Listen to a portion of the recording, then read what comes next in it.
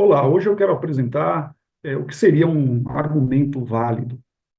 Bom, primeiro é importante destacar que nós estamos dentro da área da lógica quando estamos tratando acerca da validade dos argumentos.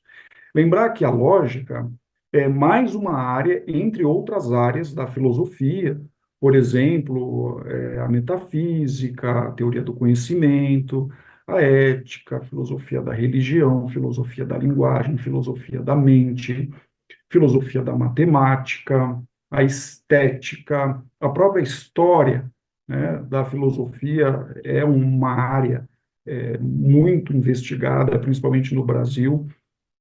No entanto, a lógica será essa área da filosofia preocupada de maneira especial com a validade dos argumentos, ou seja, preocupada em saber o que se segue do que, ou seja, se a partir de algumas informações iniciais nós podemos chegar a uma conclusão que seja necessária, ou seja, essa conclusão ela é o resultado, ou seja, a consequência lógica daquelas premissas, daquelas afirmações iniciais que nós fizemos.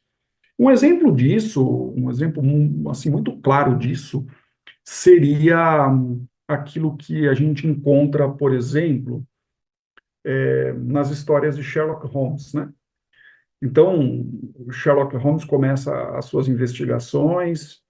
Então, ele angaria uma informação aqui, uma outra informação ali, recolhe um relato, né, anota uma evidência e depois ele junta tudo aquilo, né, e todas aquelas informações servem como uma espécie de amparo para que ele possa inferir quem foi o culpado, quem é o criminoso, quem matou fulano de tal.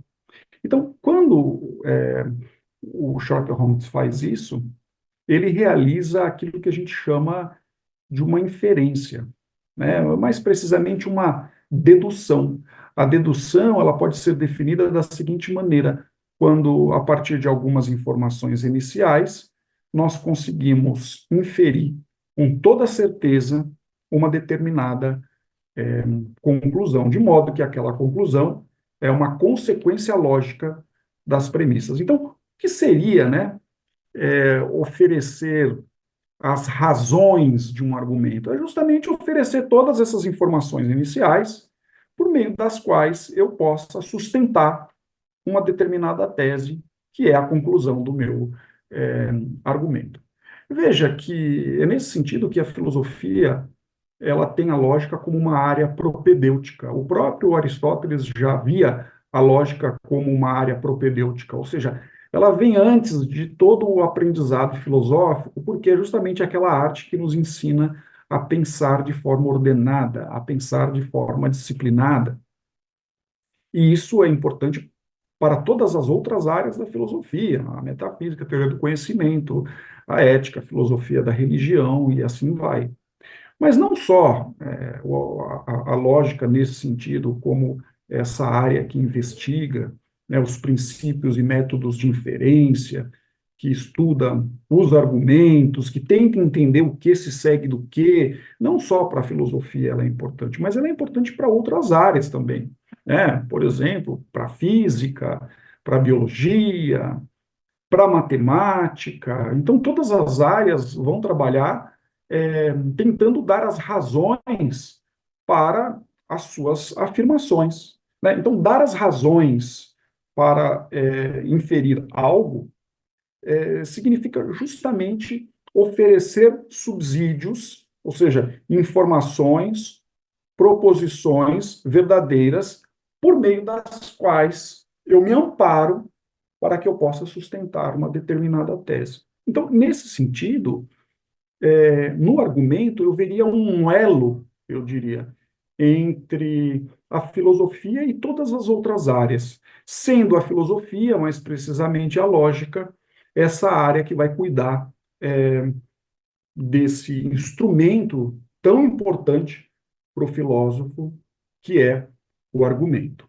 Bom, dito isso, falando então, né, como eu fiz um pouquinho da lógica e um pouquinho do que seria um argumento de uma forma mais informal, eu acho importante a gente é, colocar aqui na minha luzinha, né, algumas informações em relação a essa temática tão importante para a filosofia, que é o argumento. Então, de uma maneira informal, nós poderíamos dizer que um argumento é composto por, pelo menos, uma premissa e uma conclusão. Então, o que seria isso, né? Eu tenho que ter pelo menos uma premissa. Então, eu posso ter uma, duas, três, quatro, cinco e uma conclusão. Então, vamos colocar isso aqui, né? Eu vou elaborar um argumento aqui que tem duas premissas e uma conclusão. Então, a premissa um é a seguinte: todo filósofo é grego. Premissa 2: Platão é filósofo.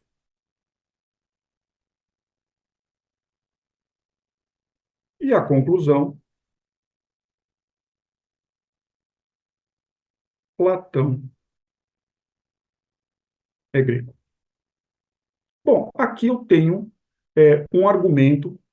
Por quê? Eu tenho pelo menos uma premissa, no caso, eu tenho duas premissas, e essas duas premissas funcionam como as razões ou aquelas informações iniciais, aquelas afirmações que eu faço de forma assertiva, a fim de concluir de forma necessária que Platão é grego. Então, aqui, sem discutir a validade, né, do argumento, o que eu tenho é a composição de um argumento.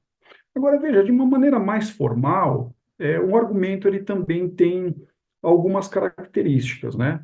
Então, se nós fôssemos definir um argumento como uma espécie de conjunto, e a gente sabe, né? Um conjunto pode ser o conjunto, por exemplo, dos números, né, inteiros, número um, 2, 3, 4. Então, eu estou tentando definir o argumento como um conjunto. Veja, e quais são as características desse conjunto? Um conjunto não vazio,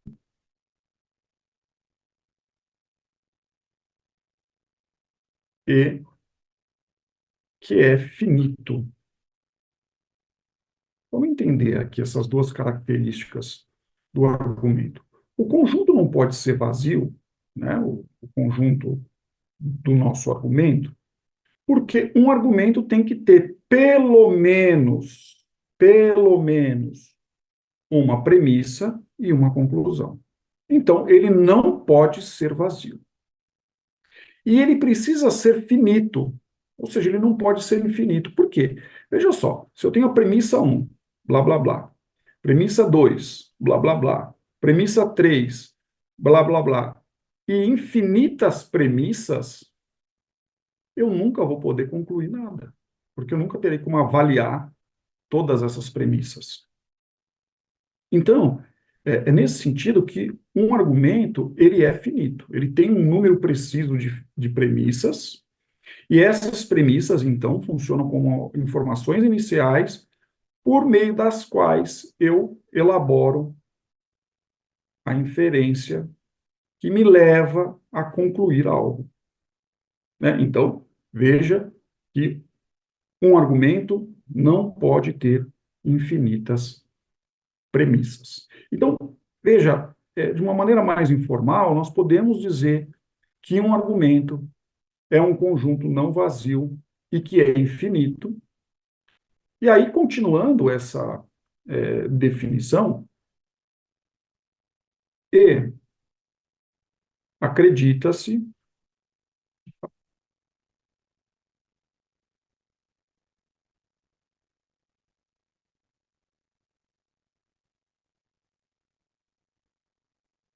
e acredita-se que a conclusão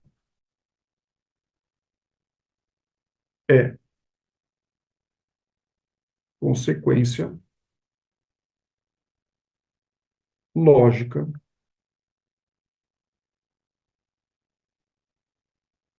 das premissas. Então, veja, acredita-se ou busca-se ou podemos supor que a conclusão é consequência lógica das premissas. E por quê? A gente ainda não sabe, né? Se é consequência lógica das premissas. Por exemplo, aqui nós temos um argumento, né, com a premissa um, 2 e 3, e nós buscamos, né, ou pretendemos que essas informações iniciais, todo filósofo é grego e Platão é filósofo, funcionem como subsídios para que possamos concluir. Platão é grego. Bom, quando isso de fato acontece, né? Quando é que as nossas premissas, as nossas razões, né? E aí esse é um termo interessante, né? É, quando é que as nossas razões iniciais nos oferecem subsídios para uma determinada conclusão? Veja, isso acontece quando o nosso argumento é válido. Então, aqui a gente tem uma característica de um tipo de argumento que é o argumento válido.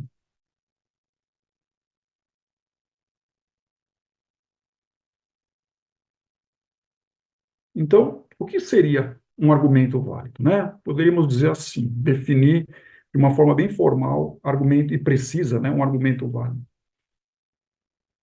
Um argumento é válido se e somente se é impossível que a conclusão seja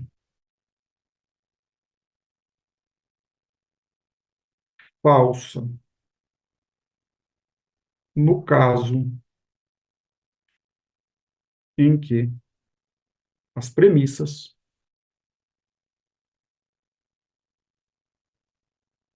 são verdadeiras. Então, a gente tem aqui nessa tentativa de definir argumento válido duas coisas interessantes, né?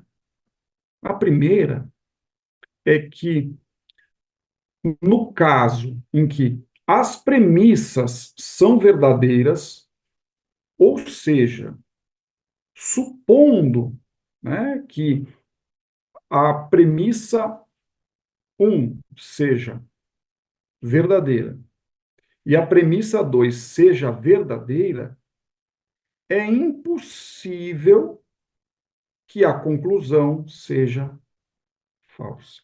Isso não pode acontecer. Então, veja, é, não pode acontecer da conclusão ser falsa. Aí você pode até me perguntar, né? Mas como isso não pode acontecer, né? Se o argumento é válido, isso não vai acontecer de maneira nenhuma, né? De forma necessária. Mas como a gente sabe? Bom, nesse caso aqui, a gente pode usar, por exemplo, a teoria dos conjuntos de Van Euler para fazer isso, né? Então, por exemplo, eu tenho aqui o conjunto dos filósofos, então vamos colocar aqui o conjunto dos filósofos.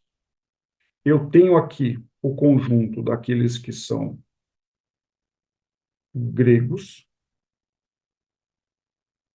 e eu tenho aqui o conjunto Platão. Então, Veja, aqui, nessa premissa um diz que todo filósofo é grego. Então eu vou pegar todo, todo o conteúdo, então eu vou pegar todo o conteúdo desse conjunto dos filósofos e eu vou empurrar, veja, para dentro do conjunto grego. Então, o que que eu fiz? Eu coloquei tudo para cá. Empurrei todos os filósofos para dentro desse conjunto, que é o conjunto dos gregos, justamente nessa intersecção. Bom, depois diz na segunda premissa que Platão é filósofo. Então, bom, vamos colocar isso aqui. Se Platão é filósofo, então eu tenho que pegar tudo que está dentro desse conjunto e empurrar para cá. Então, é justamente o que eu vou fazer. Olha só. Eu vou esvaziar esse conjunto aqui e vou empurrar tudo para dentro do conjunto dos filósofos, né? Nesse espacinho aqui de intersecção. Está aqui. E agora eu tenho que olhar essa figura e ver se a minha conclusão está contida nos conjuntos. Bom, o que diz a minha conclusão? Diz que Platão é grego. Bom, eu empurrei Platão para cá, certo? Só que esse pedacinho aqui, né, do conjunto dos filósofos, também pertence ao conjunto dos gregos. Então, veja, esse raciocínio aqui é válido, né? Esse argumento é válido. Então, eu tenho aqui argumento,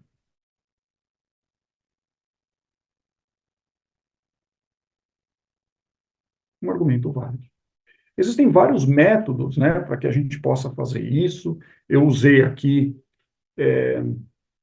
Van Euler para justificar, né, esse tipo específico de argumento, que a gente costuma chamar de silogismo, mas existem argumentos com características diferentes e que possuem outras estruturas, e há uma variedade de métodos para que nós possamos, de fato, saber com total precisão, com total certeza, se o argumento é válido ou não, né? Eu já lembraria aqui, por exemplo, né,